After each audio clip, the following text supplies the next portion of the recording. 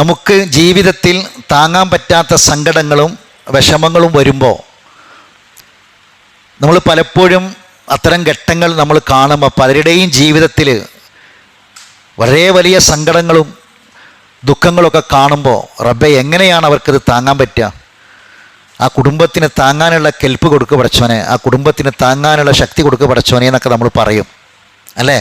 അത്രയുള്ള അങ്ങനെയുള്ള വലിയ ദുരന്തങ്ങളും വലിയ വിഷമങ്ങളൊക്കെ കാണുമ്പോൾ, അപ്പോൾ നമ്മുടെ ജീവിതത്തിൽ അത്തരം വിഷമങ്ങളും സങ്കടങ്ങളും ഒന്നും ഉണ്ടാകാൻ പാടില്ല, ആഗ്രഹിക്കുന്നില്ല. നമ്മൾ ഉണ്ടാകാതിരിക്കാൻ നമ്മൾ എന്ത് ചെയ്യണം? ഇവിടെയാണ് കഴിഞ്ഞ ക്ലാസ്സിൽ പറഞ്ഞത്, ഇത്തരം നമുക്ക് താങ്ങാൻ പറ്റാത്ത സങ്കടങ്ങൾ, താങ്ങാൻ പറ്റാത്ത വിഷമങ്ങൾ വരുന്നതിൻ്റെ മുമ്പ് ഒരു പ്രാർത്ഥന, ഇനി അങ്ങനെ വന്നതിന് ശേഷം ഒരു പ്രാർത്ഥന. അത് നമ്മൾ കഴിഞ്ഞ ക്ലാസ്സിൽ പറഞ്ഞു, ഓർമ്മ ഉണ്ടല്ലോ. അപ്പം താങ്ങാൻ പറ്റാത്ത വിഷമങ്ങൾ ജീവിതത്തിൽ വരാതിരിക്കാൻ നമ്മൾ പ്രാർത്ഥിക്കേണ്ട പ്രാർത്ഥനയാണ് റബ്ബന വലാ തുഹമ്മിൽനാ മാ ലാ ത്വാഖത ലനാ ബി. ഇനി വന്നതിന് ശേഷമുള്ള പ്രാർത്ഥന എന്താണ്? ഇന്നമാ അഷ്കു ബസ്സി വഹുസ്നി ഇലല്ലാഹ്. അത് യാക്കൂബ് നബിയുടെ പ്രാർത്ഥനയാണ്. അദ്ദേഹം സങ്കടപ്പെട്ടുകൊണ്ടേയിരുന്നു, ദുഃഖിച്ചുകൊണ്ടേയിരുന്നു, രണ്ട് കണ്ണുകളും വെളുത്തുപോയി. ബിയല്ലത്ത് ഐനാഹു. അപ്പോൾ യൂസുഫ് നബിയുടെ സഹോദരങ്ങൾ വന്നിട്ട് പറഞ്ഞു, തദുക്കുറു യൂസുഫ്, നിങ്ങൾ യൂസുഫിനെ ഓർത്തുകൊണ്ടേയിരിക്കുകയാണ്. എന്താണ് അത്? വിടി വാപ്പാ, നിങ്ങൾ ഇതിനെ എങ്ങനെ ഓർക്കണത്? യൂസുഫിൻ്റെ കാര്യം കഴിഞ്ഞില്ല, ഇനി അത് വിടി, ഞങ്ങളൊക്കെ ഞങ്ങൾക്ക് മക്കളായിട്ട് ഇനി അത് ഓർത്തുകൊണ്ടിരിക്കേണ്ട. ഹരീലൻ താങ്കൾ എന്തായി മാറും? ആകെ അവശനായി മാറും, അല്ലെങ്കിൽ ഹാലിക്കിങ്ങളിൽ പെട്ടുപോകും, ആകെ മരണപ്പെടുന്ന, സങ്കടം കൊണ്ട് ദുഃഖം കൊണ്ട് ജീവിതം നഷ്ടപ്പെടുന്ന, മരിച്ചു പോകുന്ന ആൾക്കാരെ കൂടുതൽ പെട്ടുപോകും എന്നാര് പറഞ്ഞു? യൂസുഫ് നബിയുടെ സഹോദരന്മാർ യാക്കൂബിനോട് പറഞ്ഞു അല്ലേ? അപ്പോൾ ആ സമയത്ത് യാക്കൂബിന് പറഞ്ഞ വാക്കാണത്, ഇന്നമാ അഷ്കു ബസ്സി വഹുസ്നി ഇലല്ലാഹ്. എൻ്റെ സങ്കടവും എൻ്റെ വേവലാതിയും എൻ്റെ വിഷമവുമൊക്കെ ഞാനിതാ എൻ്റെ റബ്ബിൽ ഏൽപ്പിക്കുന്നു എന്നതാണ്. അപ്പം അങ്ങനെയുള്ള നമുക്കൊക്കെ എപ്പോഴാണ്, ഏത് സമയത്ത്, എങ്ങനെ ഈ സങ്കടങ്ങളൊക്കെ കയറി വരും നമുക്ക് പറയാൻ പറ്റൂല. മനസ്സിലായിട്ടല്ലോ? അപ്പോൾ ജീവിതത്തിൽ ദുഃഖങ്ങളും സങ്കടങ്ങളും ഒക്കെ വഴിമാറി ചിലപ്പോൾ സന്തോഷവും പിന്നെ ആനന്ദവും ചിരിയും ഒക്കെ കടന്നു വരും അല്ലേ? അത് പലപ്പോഴും പല മാതിരിയാണ്. ഇപ്പോൾ നിങ്ങൾ കണ്ടില്ലേ, 20 കൊല്ലം സൗദി ജയിലിൽ വധശിക്ഷയ്ക്ക് വിധിക്കപ്പെട്ട് കിടന്ന ഒരു ചെറുപ്പക്കാരൻ. അദ്ദേഹത്തിൻ്റെ ജീവിതത്തിൽ ഒരു അശ്രദ്ധ കൊണ്ട് വന്ന ഒരു മനഃപൂർവ്വമല്ലാത്ത ഒരു അപകടം, ഒരു പിന്നെ ബുദ്ധി വളർച്ചയില്ലാത്തൊരു കുട്ടിയെ നോക്കൊക്കെ ചെയ്യുന്ന ജോലിയാണ്. അപ്പം ഇവൻ്റെ മുഖത്തേക്ക്, ശരീരത്തിലേക്ക് തുപ്പിയപ്പോൾ തടഞ്ഞപ്പം ആ കൈ പോയിട്ട് കൊണ്ടത് ഇവൻ്റെ ചങ്കത്തായിപ്പോയി. ചങ്കിലൊരു സർജറി കഴിഞ്ഞിരുന്നു കുട്ടീൻ്റെ. അങ്ങനെയാണ് ആ കുട്ടി മരണപ്പെടുന്നത്. അങ്ങനെ ഇവൻ്റെ കുടുംബം ഇവനെ വധശിക്ഷയ്ക്ക് തന്നെ വിധിക്കണം എന്ന് പറഞ്ഞിട്ടാണ് എന്ത് ചെയ്തത്? കോടതിയിൽ കേസ് കൊടുത്തതും വക്കീലന്മാർ വാദിച്ചതും അങ്ങനെയാണ്. അപ്പം തീർന്നതോടുകൂടി അല്ലേ? പിന്നെ ആ സമയത്ത് അവരാദ്യം ഒന്നും ആവശ്യപ്പെടില്ല. പിന്നെ അവസാനം ഖുർആനിൽ പറഞ്ഞ ദിയത്തുണ്ടല്ലോ, ആ ദിയത്ത് പിന്നീട് അവർ എത്ര കോടി വേണമെന്ന് ആവശ്യപ്പെട്ടു, അത് കൊടുക്കാൻ കഴിയില്ല. അങ്ങനെ ഒരു ഉമ്മയുടെ കരച്ചിൽ, ഒരു ഉമ്മയുടെ സങ്കടം, ഒരു ഉമ്മയുടെ കണ്ണീര്, ഒരു ഉമ്മയുടെ പ്രാർത്ഥന. ഇപ്പോൾ കഴിഞ്ഞ പെരുന്നാളിൻ്റെ അന്ന് ജയിൽ മോചിതനായി ശിക്ഷയിൽ നിന്ന് രക്ഷപ്പെട്ട് നാട്ടിലേക്ക് അവൻ വന്നിട്ടുണ്ടെങ്കിൽ അതിൻ്റെ കാരണം നമ്മൾ വിചാരിക്കുന്ന പോലെ ഈ കൊടുത്ത കോടികളും സമാഹരിച്ച കോടികളും ആൾക്കാർ കൊടുത്ത കോടികളൊക്കെ ആണെന്ന് വിചാരിക്കേണ്ട. അതൊക്കെ ഒരു സബബ് മാത്രമാണ്, ഒരു കാരണം മാത്രമാണ്. പിന്നെ എത്തിയത് ഉമ്മാൻ്റെ കണ്ണീര്, ഉമ്മാൻ്റെ പ്രാർത്ഥന, മക്കൾക്ക് വേണ്ടിയുള്ള പ്രാർത്ഥന. ആ ഉമ്മ അതിന് മാത്രം കരഞ്ഞ് പ്രാർത്ഥിച്ചിട്ടുണ്ട്. ആ പ്രാർത്ഥന കബൂൽ ചെയ്തതാണ് ആ മകൻ അവിടെ ഉമ്മയുടെ ചാരത്തെത്തിയത്. അപ്പോൾ ഞാൻ പറഞ്ഞു വരുന്നത്, ഒരു സങ്കടം, ഒരു ദുഃഖം, ഒരു നിമിഷ നേരം കൊണ്ട് ഒരു കൈ ഒന്നിങ്ങനെ ആക്കിയപ്പോൾ കലാകാലം ജയിലിലേക്ക് എത്തേണ്ട, താങ്ങാൻ കഴിയാത്ത സങ്കടം, പുറലോകം കാണാൻ കഴിയാത്ത. എന്തിനാണ് നാട് വിട്ടു പോയത്? സ്വന്തം കുടുംബത്തെ പോറ്റാൻ, ഉമ്മയെ പോറ്റാൻ, കുടുംബത്തെ പോറ്റാൻ, മക്കളെ സ്വന്തം കുടുംബത്തിന് സംരക്ഷണത്തിന് വേണ്ടിയിട്ടൊക്കെ നോക്കിയിട്ട് അത് ആഗ്രഹിച്ചിട്ട് പോയ ആളാണ്.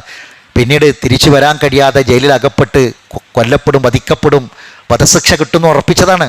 പുറം ലോകം കാണാതെ അങ്ങനെ അതിലേക്ക് എത്തിപ്പെട്ടത് ഒരു സഹിക്കാൻ കഴിയാത്ത അല്ലേ, ഉൾക്കൊള്ളാൻ കഴിയാത്ത, താങ്ങാൻ പറ്റാത്ത സങ്കടമാണ് അല്ലേ? മനഃപൂർവ്വം ചെയ്തതല്ല, ഒരു അബദ്ധത്തിൽ പറ്റിയതാണ്. പക്ഷെ അതുകൊണ്ട് കിട്ടാൻ പോകുന്ന ശിക്ഷയോ മരണമാണ്, കലാകാലം ജയിലാണ്. അപ്പം അത് താങ്ങാൻ പറ്റാത്തൊരു സങ്കടമാണ് അല്ലേ? എന്നാൽ വർഷങ്ങൾ കഴിഞ്ഞപ്പോൾ അള്ളാഹുത്തല എന്താക്കി? ഒരു സന്തോഷം അള്ളാഹുത്തല തിരിച്ചു കൊടുത്തു. അപ്പോൾ അതൊക്കെ ആരുടെ നിയന്ത്രണത്തിലാണ്? അള്ളാഹുവിൻ്റെ നിയന്ത്രണം. അപ്പോൾ നമുക്കൊക്കെ നമ്മുടെ ജീവിതത്തിൽ എപ്പം എന്തൊക്കെ സങ്കടങ്ങൾ വരും, നമുക്ക് താങ്ങാൻ പറ്റാത്ത ദുഃഖങ്ങളും വിഷമങ്ങളൊക്കെ എപ്പോൾ കടന്നു വരും നമുക്ക് ആർക്കും അറിയില്ല. അപ്പോൾ നമ്മൾ പഠിച്ചു വെക്കേണ്ട സംഗതിയാണെന്ത്, എപ്പോഴും ഈ പ്രാർത്ഥന പ്രാർത്ഥിക്കുന്നത് റബ്ബനാ വലാ തുഹമ്മിൽനാ മാ ലാ ത്വാഖത ലനാ ബിഹി. ഇനി അത് പ്രാർത്ഥിക്കേണ്ട വേറൊരു ഘട്ടം കൂടി ഉണ്ട്. അതെന്താ? അത് പ്രാർത്ഥിക്കേണ്ട വേറൊരു ഘട്ടം കൂടി ഉണ്ട്. മറ്റ് പലരുടെയും സങ്കടങ്ങൾ കാണുന്ന സമയത്ത് പ്രാർത്ഥിക്കണം. മറ്റ് പലർക്കുമുള്ള സങ്കടങ്ങളും എന്നൊക്കെ നമ്മൾ പറയുമല്ലോ, എങ്ങനെ റബ്ബേ ഓക്കത് താങ്ങാം, എങ്ങനെ റബ്ബേ അവനത് താങ്ങാൻ പറ്റുക എന്നൊക്കെ നമ്മൾ പറയുമല്ലോ. അത്തരം സങ്കടങ്ങളൊക്കെ കാണുമ്പോൾ നമ്മൾ പ്രാർത്ഥിക്കണം, റബ്ബനാ വലാ തുഹമ്മിൽനാ മാ ലാ ത്വാഖത ലനാ ബിഹി. ഇനി അങ്ങനത്തെ ഒരു സങ്കടം പടച്ചോൻ തന്നാൽ പിന്നെന്താ, നിരാശനായി ജീവിക്കുകയാണോ വേണ്ടത്? സങ്കടപ്പെട്ട് ജീവിച്ച് ജീവിതം അവസാനിപ്പിക്കുകയാണോ വേണ്ടത്? അങ്ങനെയാണോ? അല്ല, പിന്നെന്താ വേണ്ടത്? അള്ളാഹിനെ ഏൽപ്പിച്ചു കൊടുക്കുക. പടച്ചോനെ, എനിക്ക് താങ്ങാൻ പറ്റാത്ത ഈ സങ്കടം തരിക വഴി നീ എനിക്ക് മറ്റെന്തെങ്കിലും ഒരു ഹൈർ ഉദ്ദേശിച്ചിട്ടുണ്ടാവും. എനിക്ക് താങ്ങാൻ പറ്റാത്ത എൻ്റെ ഈ കണ്ണീരിന്, എൻ്റെ വിഷമത്തിന്, എൻ്റെ ഈ സങ്കടത്തിന് പകരം നീ എനിക്ക് എന്തെങ്കിലും ഒരു ഹൈർ ഉദ്ദേശിച്ചിട്ടുണ്ടാകും. അതുകൊണ്ട് റബ്ബേ ഇന്നമാ അഷ്കൂ ബസ്സി വഹുസ്നി, എൻ്റെ ഈ ദുഃഖവും എൻ്റെ ഈ സങ്കടവും എൻ്റെ ഈ വേവലാതിയും മുഴുവനും റബ്ബേ ഞാൻ നിന്നിൽ സമർപ്പിക്കുന്നു എന്ന ഒരു പ്രാർത്ഥനയും നമ്മൾ എന്ത് ചെയ്യുക, പ്രാർത്ഥിക്കുക. ഇത് നമുക്കെപ്പോഴും ആവശ്യമാണ്. ഇത് നമ്മൾ പഠിച്ചു വെക്കേണ്ട കാര്യമാണ്. കഴിഞ്ഞ ക്ലാസ്സിൽ കാര്യമായിട്ട് ഞാൻ അതാണ് സൂചിപ്പിച്ചത്. ഇനി ഇന്ന് നമുക്ക് പഠിക്കാനുള്ള എന്താ അറിയാം, നമ്മൾ തന്നെ നമ്മുടെ ചില പ്രവർത്തനങ്ങൾ കൊണ്ട്, നമ്മുടെ ചില ജീവിതത്തിലെ ചില തീരുമാനങ്ങൾ കൊണ്ട്, നമ്മുടെ ചില വാശി കൊണ്ട്, നമ്മുടെ ചില പെരുമാറ്റം കൊണ്ടൊക്കെ ഈ താങ്ങാൻ പറ്റാത്തത് നമ്മൾ വിളിച്ചു വരുത്തും. ഞാൻ പറഞ്ഞ കാര്യം ശരിക്കും ശ്രദ്ധിച്ച് കേൾക്കണേ. നമ്മൾ തന്നെ ചില കാര്യങ്ങൾ, ചില വാശി കൊണ്ട്, നമ്മുടെ ചില ഈഗോ കൊണ്ട്, നമ്മുടെ ചില പെരുമാറ്റം കൊണ്ടൊക്കെ താങ്ങാൻ പറ്റാത്ത പലതും നമ്മൾ തന്നെ എന്ത് ചെയ്യും, വിളിച്ചു വരുത്തും. നമ്മുടെ ജീവിതത്തിലേക്ക് അത് കടന്നു വരാൻ കാരണം നമ്മൾ തന്നെ ഇക്കാരം. മനസ്സിലാവേണ്ട, നമ്മളെ ചെറിയ ചെറിയ അശ്രദ്ധ ഇക്കാരം. ഇപ്പം നിങ്ങൾ നോക്കി, കഴിഞ്ഞ ദിവസം ഒരു പെൺകുട്ടി 17 വയസ്സാകുന്നുണ്ട്, ഒരു പെൺകുട്ടി ശുചിമുറിയിൽ ബാത്റൂമിൽ പ്രസവിച്ചിട്ട് കുഞ്ഞിനെ പുറത്തേക്ക് വലിച്ചെറിഞ്ഞ്. നിങ്ങളൊക്കെ കണ്ടിട്ടുണ്ടാവും, വായിച്ചിട്ടുണ്ടാവും വാർത്ത. എന്നിട്ട് ആ കുട്ടിയെ, ആ പുറത്തേക്ക് വലിച്ചെറിഞ്ഞ കുട്ടിയെ പിന്നെ അതാരോ കണ്ട് ആ കുട്ടിയെ പിന്നെ രക്ഷപ്പെടുത്തി. ആ കുട്ടി രക്ഷപ്പെട്ടു. കാരണം ആ കുട്ടിയെ നേഴ്സുമാർ കയ്യിലെടുത്ത് വെച്ച ഫോട്ടോ ഉണ്ടായിരുന്നു. എന്ത് സുന്ദരനായൊരു കുട്ടി, എന്തൊരു ഭംഗിയുള്ള ഒരു കുട്ടി, ഫോട്ടോ കണ്ടിട്ടുണ്ടാവും. അപ്പോൾ ഈ സ്കൂളിൽ പഠിക്കുന്ന +2 ഡിഗ്രിക്കൊക്കെ പഠിക്കുന്ന കല്യാണം കഴിക്കാത്ത ഈ പെൺകുട്ടി എങ്ങനെ ഗർഭിണിയായി? ഈ ശുചിമുറിയിൽ നിന്ന് ആരും അറിയാതിരിക്കാൻ ഈ പ്രസവിച്ചിട്ട് കുട്ടീനെ പുറത്തേക്ക് വലിച്ചെറിയേണ്ടി വന്നിട്ടുണ്ടെങ്കിൽ ആ പെണ്ണിൻ്റെ സങ്കടം, പെണ്ണിൻ്റെ ദുഃഖം, ആ കുടുംബത്തിൻ്റെ അവസ്ഥ എന്തായിരിക്കും? താങ്ങാൻ പറ്റിയ കാര്യമാണോ അത്? ആ വാർത്ത പത്രങ്ങളിൽ വന്നു, ആ വാർത്ത മീഡിയകളിൽ വന്നു, നാട് മുഴുവനും അറിഞ്ഞു, നാട്ടിൽ മുഴുവനും അറിഞ്ഞു. ആ കുടുംബത്തിൻ്റെ അവസ്ഥ എന്തായിരിക്കും? ആ പെണ്ണിൻ്റെ അവസ്ഥ എന്തായിരിക്കും? ആ കുടുംബത്തിന് താങ്ങാൻ പറ്റുമോ? താങ്ങാൻ പറ്റുമോ? ഇല്ല. പക്ഷെ അങ്ങനെ താങ്ങാൻ പറ്റാത്ത പലതും കടന്നു വരാൻ നമ്മുടെ ചെറിയ ചെറിയ അശ്രദ്ധകൾ, നമ്മുടെ ചില പ്രവർത്തനങ്ങൾ അത് കാരണമായി തീരുമെന്നാണ് പറഞ്ഞു വന്നത്. ശ്രദ്ധിച്ചിട്ടില്ലെങ്കിൽ, ജാഗ്രത പുലർത്തിയിട്ടില്ലെങ്കിൽ, നമ്മൾ ഗൗരവത്തിലെടുക്കേണ്ട കാര്യങ്ങളെ നിസ്സാരമാക്കിയാൽ നമ്മൾ സങ്കടപ്പെടേണ്ടി വരും, ദുഃഖിക്കേണ്ടി വരും. താങ്ങാൻ പറ്റാത്ത പലതും നമ്മുടെ ജീവിതത്തിലേക്ക് കടന്നു വരും. ശ്രദ്ധിക്കണം. റബ്ബനാ വലാ തുഹമ്മിൽനാ മാ ലാ ത്വാഖത ലനാ എന്ന് നമ്മൾ പ്രാർത്ഥിക്കുമ്പം നമുക്ക് വഹിക്കാൻ പറ്റാത്ത പല ഭാരങ്ങളും നമുക്ക് വരുന്നത് നമ്മുടെ പ്രവർത്തനങ്ങളും നമ്മുടെ ചെയ്തികളും നമ്മുടെ രീതികളും കൊണ്ട് തന്നെയാണ് എന്നർത്ഥം. അപ്പോൾ നമ്മൾ എന്ത് ചെയ്യണം? ഇത്തരം കാര്യങ്ങൾ വരാതിരിക്കാൻ നമ്മളൊന്ന് ശ്രദ്ധിക്കണം, സൂക്ഷിക്കണം. അതിൻ്റെ ഒന്നാമത്തെ ഭാഗമാണെന്ത്? ഞാൻ നേരത്തെ പറഞ്ഞ 2 പ്രാർത്ഥനകൾ ആത്മാർത്ഥമായി പ്രാർത്ഥിക്കാമെന്നുള്ളത്. അതോടൊപ്പം എന്ത് ചെയ്യുക, നമ്മൾ കുറച്ച് എല്ലാം ചെറിയ ചെറിയ കാര്യങ്ങൾ വരെ എടുത്തു നോക്കി. ഇപ്പം ഇന്നലെ ഞാൻ ഒരു സൈക്കോളജിസ്റ്റിൻ്റെ ക്ലാസ് കേട്ടു.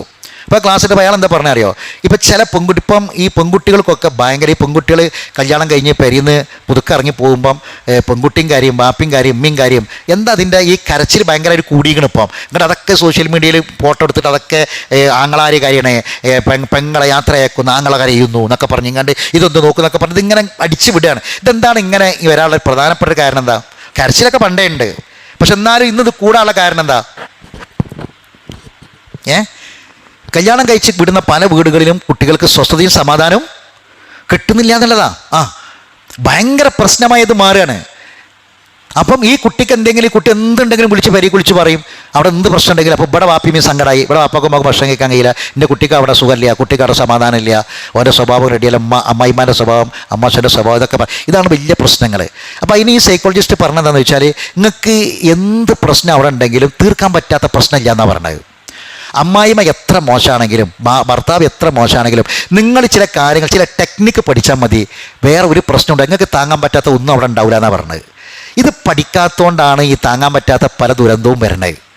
എന്നിട്ട് അദ്ദേഹം പറയുന്നുണ്ട്, നിങ്ങൾക്ക് അമ്മായിമ്മയാണ് ഏറ്റവും വലിയ പ്രശ്നമെങ്കിൽ, അദ്ദേഹം ടെക്നിക്ക് പറഞ്ഞു കൊടുക്കുക, അമ്മായിമ്മയാണ് ഏറ്റവും വലിയ പ്രശ്നമെങ്കിൽ നിങ്ങൾക്ക് പിന്നെ വലിയ പ്രശ്നം, തിന്നാനും സൗകര്യമില്ല, കുടിക്കാനും സൗകര്യമില്ല, എന്തിനും ചീത്ത പറയും, ഒരു സമാധാനമില്ല, എന്നും കണ്ണീരാണ്, സങ്കടമാണ്, ഇങ്ങനത്തെ ഒരു അവസ്ഥ ഉണ്ടെങ്കിൽ അദ്ദേഹം പറയണേ നിങ്ങൾക്ക് അമ്മായിമാനെ ശരിയാക്കാൻ ഒരു ഐഡിയ പറഞ്ഞുതരാം.